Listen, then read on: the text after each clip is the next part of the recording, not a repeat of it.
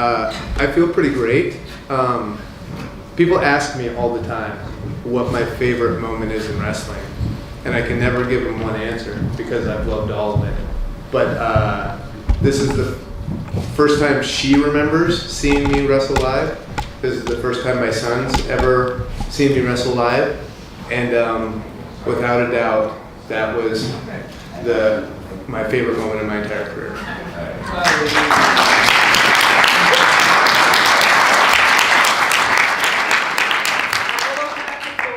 So I honestly haven't thought about my future at all past tonight. So I don't know. I don't know what's going to happen.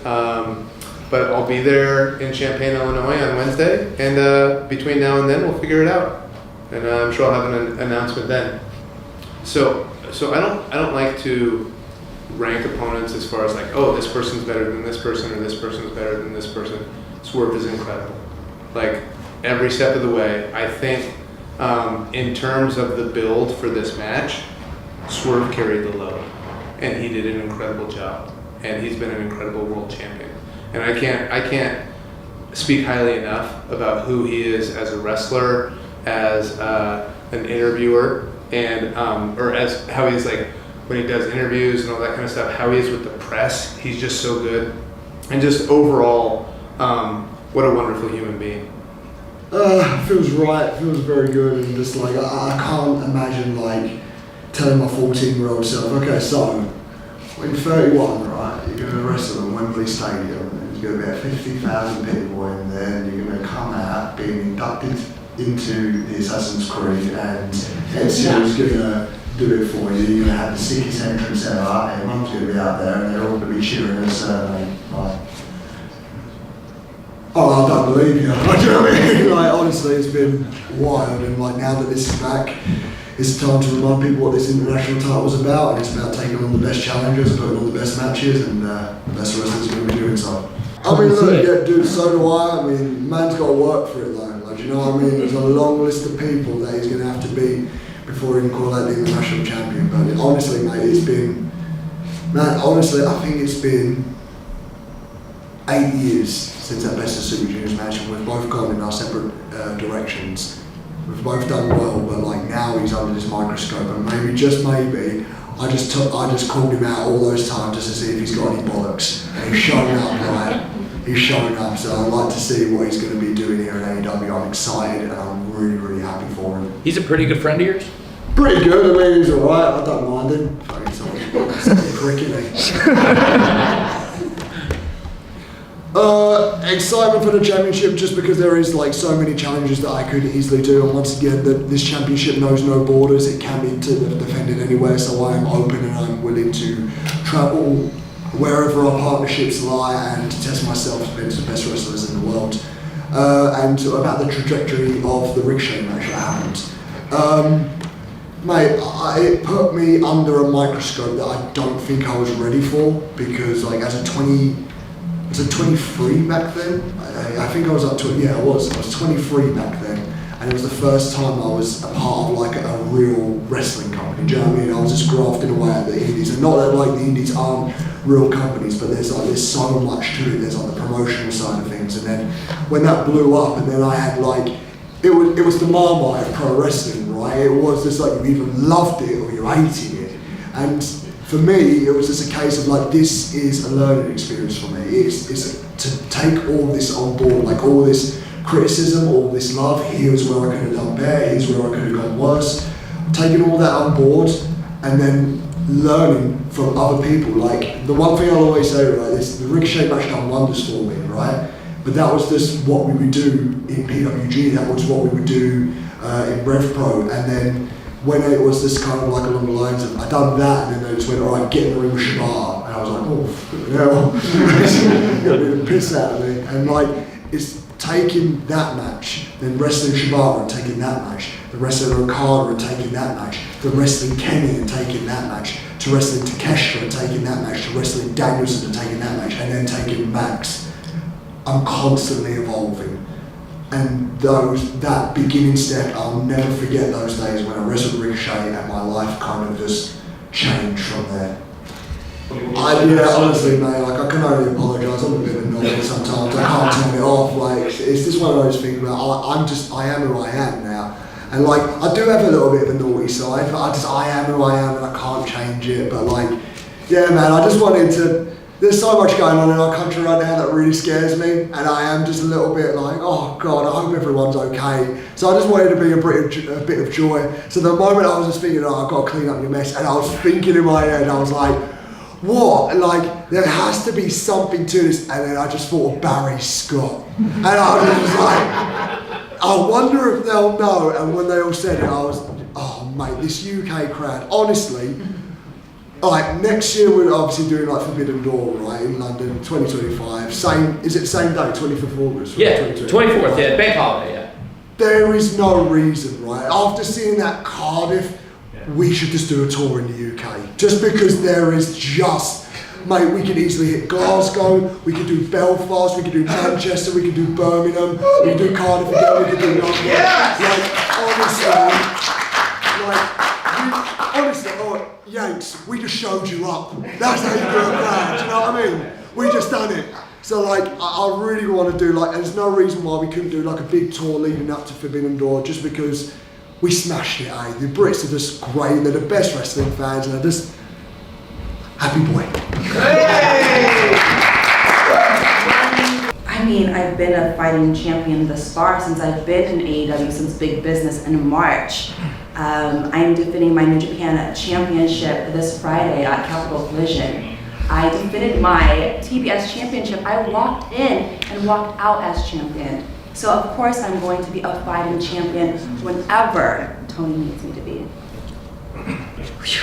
I mean, I definitely helped put women's wrestling on the map, top to bottom, in every single company that I stepped in.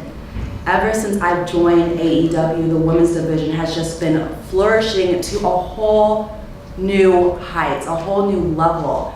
And I feel like the women here are, I'm sorry, the storylines are just way better than the men.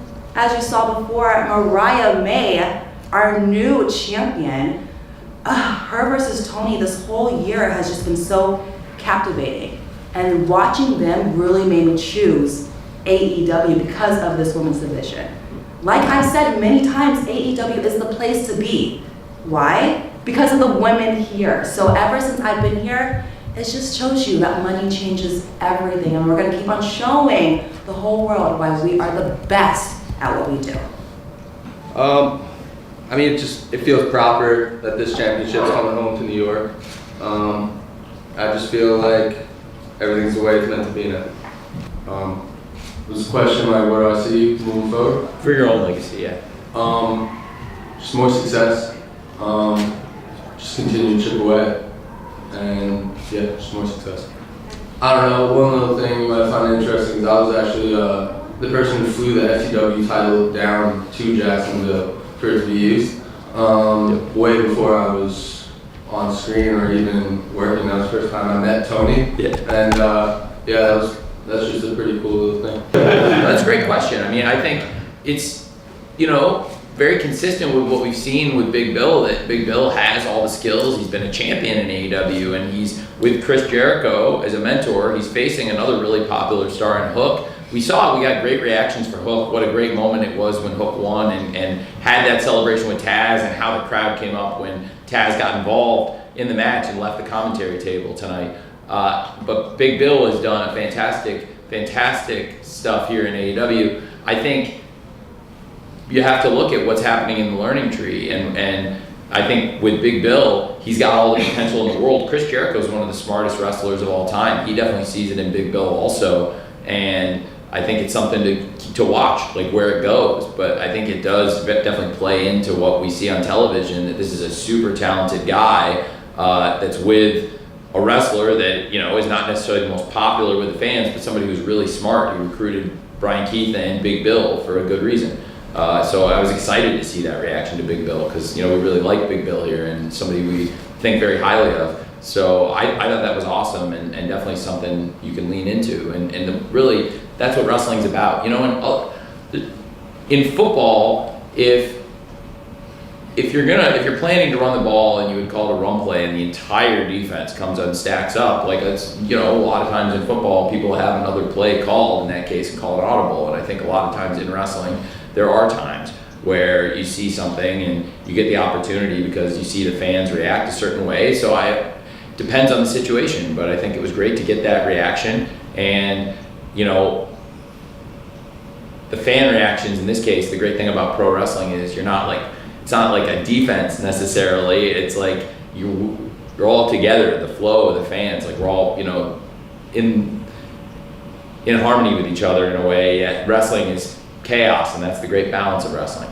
I think it was really cool to see that reaction from the crowd. And what's really interesting in wrestling is when a crowd can show you how they feel and express themselves like that, other crowds will often do similar things. So I wouldn't be surprised if Big Bill gets a lot of great reactions.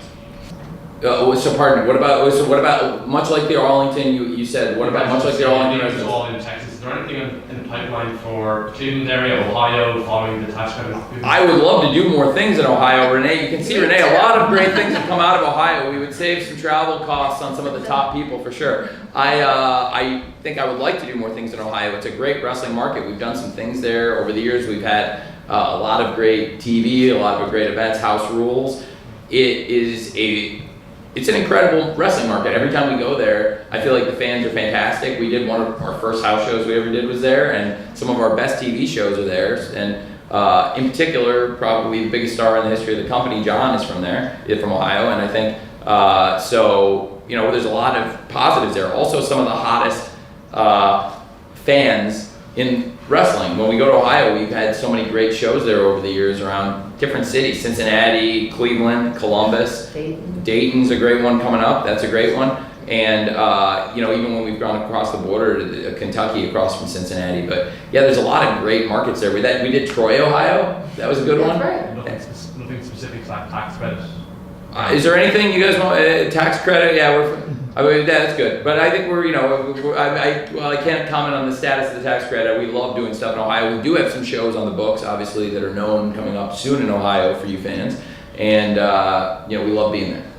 There's like 27 people involved in the process, and it's like a football team. When I go in and I'm in a football meeting where there's like a lot of people contributing ideas, and you have like a dozen coaches on offense and a dozen coaches on defense, and everybody puts something in, and at the end of the day, I have to decide. And I get pitched hundreds and hundreds of ideas a week, and I can do less than half of them. And some of them are great ideas that just don't make sense because you need somebody else that somebody else had a better idea for, or that we were already pretty far down the line with. And it's like a big map, and I get pitched hundreds of things. And then if I have to decide. So, but that's a lot like other sports. This is a sport.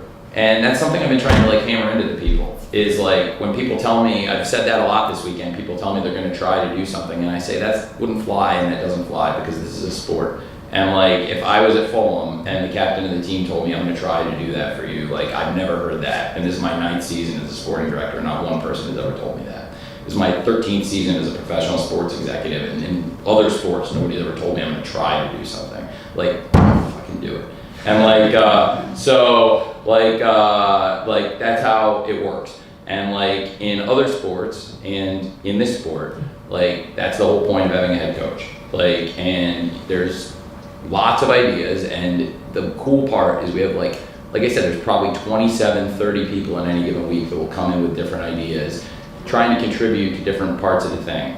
And it's like in football, where you have your quarterback coach, your running back coach, your wide receivers coach, your tight ends coach, your offensive line coach, your assistant offensive line coach, your assistant offensive, different people that are focused in different areas. And so I've got some people that might work with other people more than others. So Jen would work with Mercedes, but she might work on promos with other people that she has a good rapport with. I put together, like I said, I'd come up with ideas for RJ I'd come up with ideas for Tony and Mariah, and none of the coaches I had were really good for it because none of them understood what the fuck I was talking about. And everybody was looking at me all about even Sunset Boulevard, what do you want me to do? So there was only one person in the back that even knew the references. So that's how RJ got involved in the creative process, and he does a good job on things.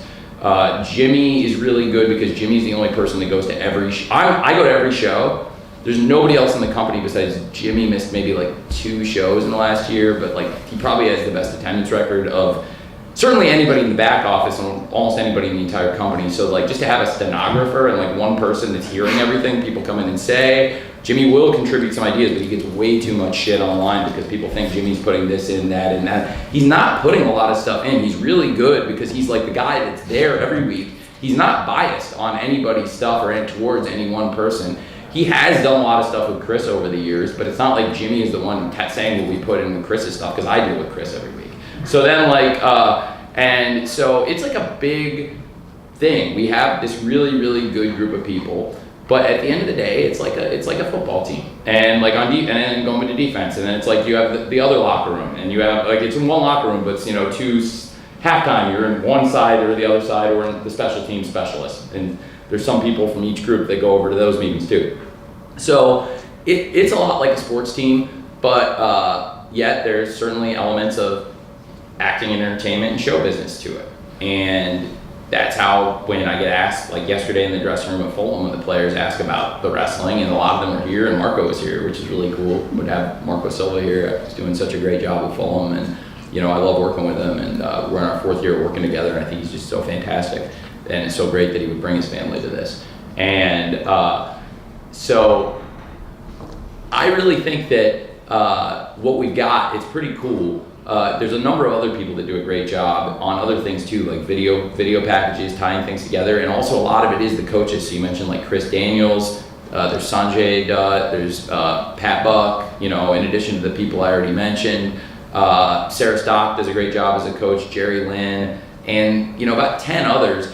Also, because we do, what's crazy is there's no off season, so it's 52 weeks a year. So, like I said, it's a grind to make all the shows. I take a lot of pride in doing the Cal Ripken, and like in doing so, like I said, it's good to have like different people that are specialists, almost like in pro football or college football, where people focus on different things.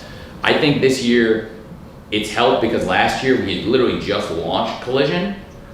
I frankly think it's an easier environment backstage at Collision than it was a year ago to do things. I think it's a lot easier flow between the 2 shows than it was a year ago. I think the locker room is in a much better place than it was a year ago, as evidenced by like when we came up here versus what happened here a year ago. And I think it's a much easier job I have dealing, because I had to deal with the people on Collision last year, and it's a much easier meeting process to put the TV together than it was a year ago at this time too, if that makes sense.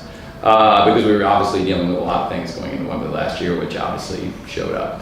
And but today was, I thought, the most spectacular day I've ever had. And I was saying to Bryan, we don't know what Bryan has to say Wednesday, and we don't know what's to come of this, but there's some uncertainty going into Bryan's future, to say the least. And you have the AEW World Champion, and somebody I care so much about, and you have 2 people in Bryan and Sting, and I wouldn't have said it, but Bryan said it right before he walked out, that I dragged him kicking and screaming to this point, because it was like with Sting, these are the 2 most unselfish people in the history of the sport, the 2 most selfless people, and in the same calendar year, to be able to sit here next to Sting retiring as an undefeated world champion after putting in the best 3-year run he could have possibly had to close out his career, and redefining Sting's legacy, somebody I grew up watching since I was a little boy. Before the first time I ever saw a wrestling match in person, I was watching Sting on TV on TBS.